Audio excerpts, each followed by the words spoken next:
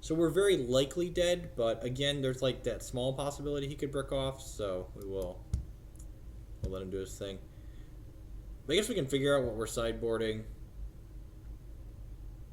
We can figure out what we're sideboarding. We need a mechanical one. I'm literally using a laptop and I'm typing on the laptop keyboard. Jingo until they can combo. A person can call an infinite loop. Yeah, I mean, if they demonstrate a loop in paper, like, demonstrate the loop. Yeah, he's not super likely to miss. Like, he's halfway through his deck now, but like, Storm's not a guaranteed kill you deck. We'll concede when he casts Grape Shot. I'm not going to make him put all of his Grape Shot triggers on the... So we're not going to make him put all of his Grape Shot triggers on the stack and then flashback Passive Flame, flashback Grape Shot. Like, it's like when they cast Scape Shift. Make them show you they've got mountains in their deck, but, like, don't make them click and put all the triggers on you. Like, it's just obnoxious.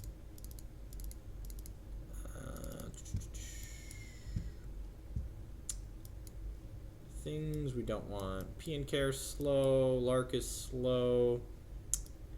I usually board out. I think we're supposed to cut Path and bring in Helix. It's possible we're supposed to leave in some Path just because it's fine. It's fine. You really need to kill Electromancer.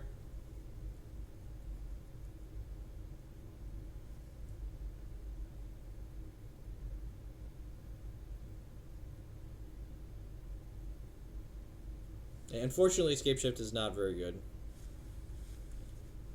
PNK is better than Pontiff. Sometimes they go off with Empty the Warrens. I don't think they usually kill us with Empty, but like leaving one Pontiff in our deck for Empty is fine. I think I don't want EE. I don't think. I think this is just like one card for Empty. And maybe I don't want a bunch of Stone Rains. I think that might be the worst card left in our deck.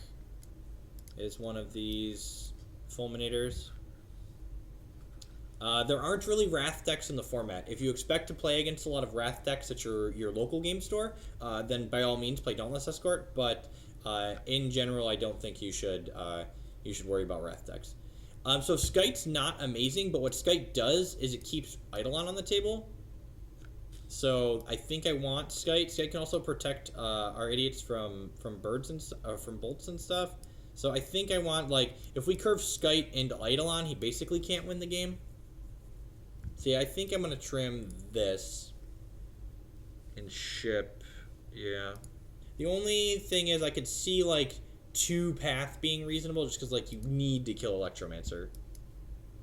I think turn 2 Stone Rain on the play with Disenchants is fine. They're a pretty land-light deck in general. I'm an idiot. I thought this was a bird. It's been a little bit of a long day already. Well, I suppose I will play Windswept Teeth and pass this turn.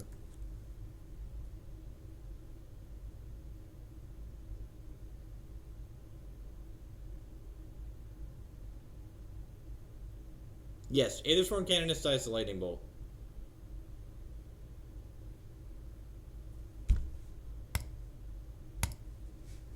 We're playing 61 Magic cards because I want to play all of these creatures in my deck, and I don't want to cut any of them.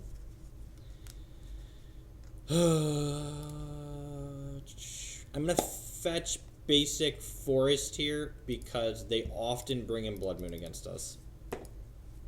It means we're not casting Fulminator on 3 if we draw land, but I think I'd rather just be guaranteed this. After the fetch basic Island Thought Scour, I'm pretty happy about that. Yeah, like, this hand's still fine without turn 2 Stone Rain, but like it's better if we're Stone Raining him on 2.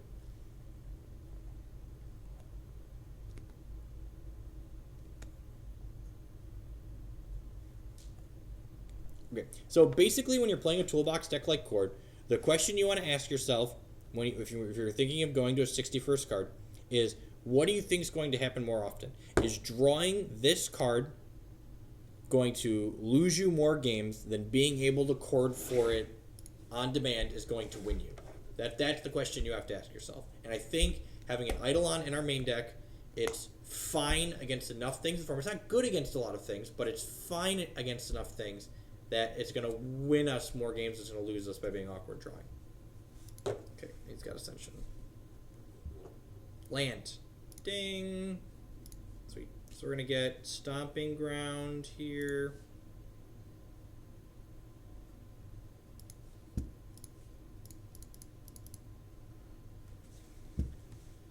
Yep. Chip.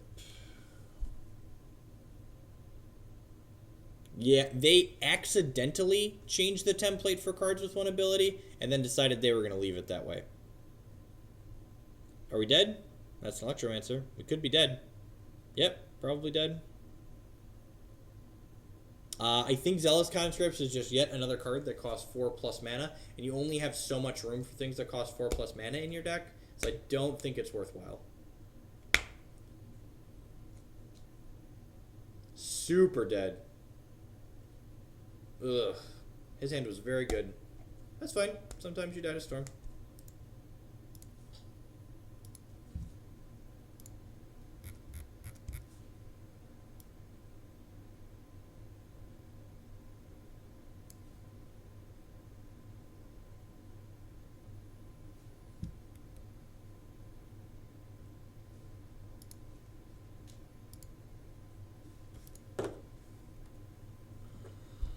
I guess he could brick here, technically.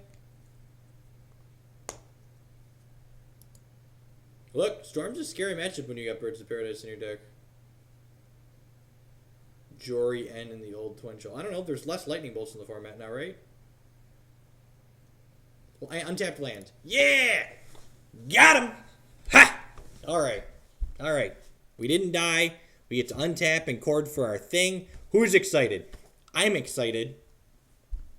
Alright. So, Sacred Foundry. Chord for Thingamahoozits.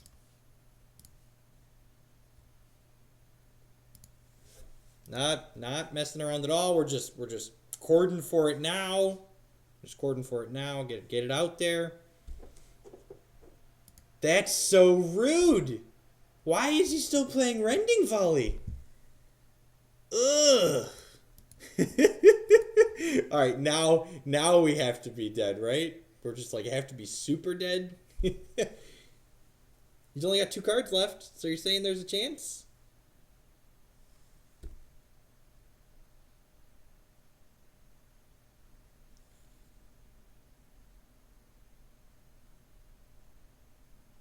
He turned on Ascension, so now we're really dead.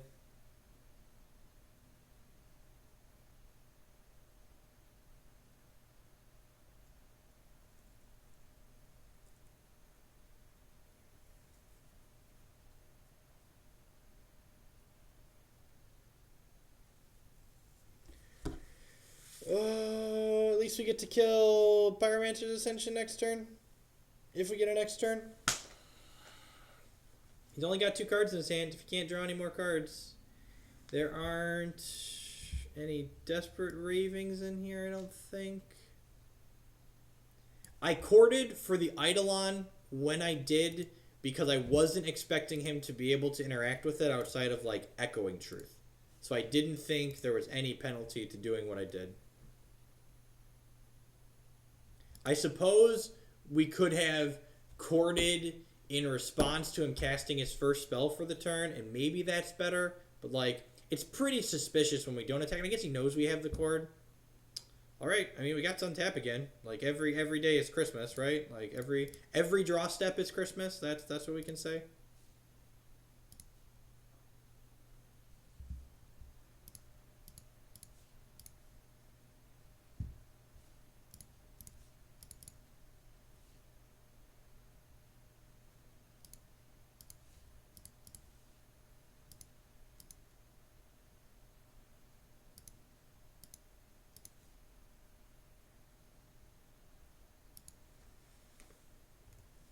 I don't want F6. Turn off auto yields. What's his best draw? I don't know. I'm not sure anymore. The optimal line was probably like, maybe he has Dispel in his deck. I don't know. Past in Flames has got to be his best draw for sure.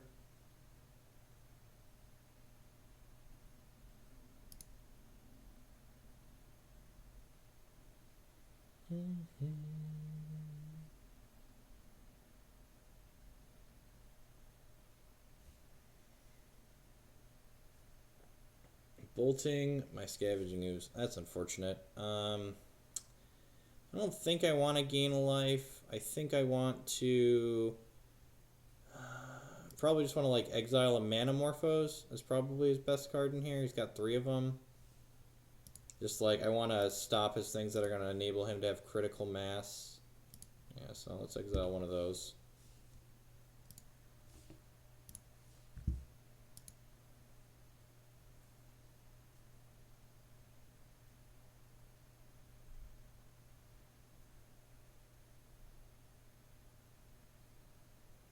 Not even sure what our best draw is here. Block. Another Scavenging Ooze isn't bad. Red Source is okay. Tapped land. Alright, so play the 1 card we can cast.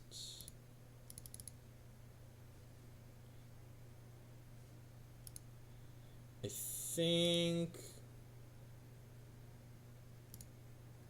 Hey, Moss Jeff. Thanks for hanging out. I appreciate you watching the YouTube videos, man. All the archives go up there. Is there upside to killing his Shivan Reef here? So killing Shivan Reef puts him off of cantrip into... So let's talk about this for a second. Like, this is an important turn. So, like, killing the Shivan Reef puts him off of cantrip into Past in Flames into Rituals next turn. Because, like, if he cantrips, then he only has 3 mana left, and he can't Past in Flames with 1 up. But it takes a turn off of our clock unless we draw a red source. We're also guaranteed to kill him next turn by Kiki attack if we just pass here. So, what do we think? Who would Fulminator the Reef here? My gut says we don't, and we're just supposed to pass and hope to kill him on our next turn, or like hope to force him to chump with the Electromancer. I think it's better to have lethal next turn with the Kikijiki and a red source. Yeah, I think we're just gonna pass.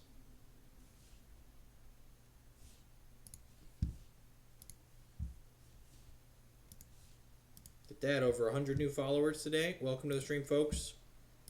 If you've never watched before, my name is Chef Hoogland. I'm a grinder on the Star City Games circuit. I said if we draw red, Kiki is lethal. I said if we draw a red, Kiki is lethal. I said that a couple of times.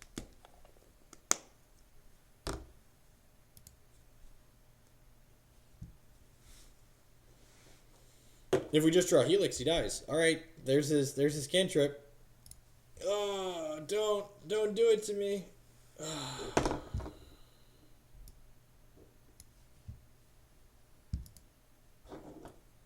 He's gone a lot of cards without a Past in Flames.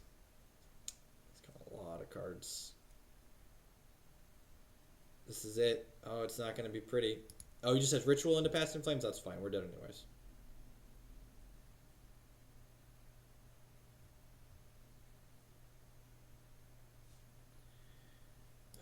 So we were dead. He had enough mana that it didn't matter if we killed this or not. So that's fine. Hey, MTG Moore. Thanks for the host, man. Flight of Hands. Alright. Yeah, man. Do your thing. He's got 2 cards, Find a Past in Flames.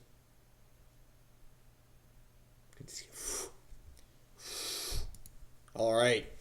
Alright, better whatever than good.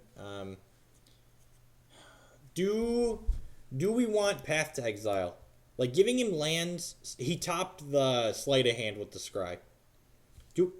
Killing Electromancer is really important. I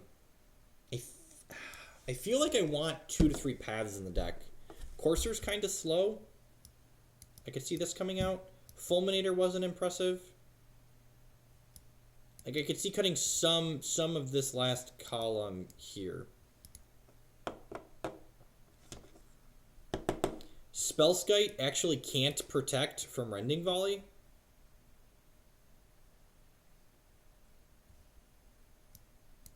Yeah, I'm going to cut the Spellskites. Yeah, I didn't realize Rending Volley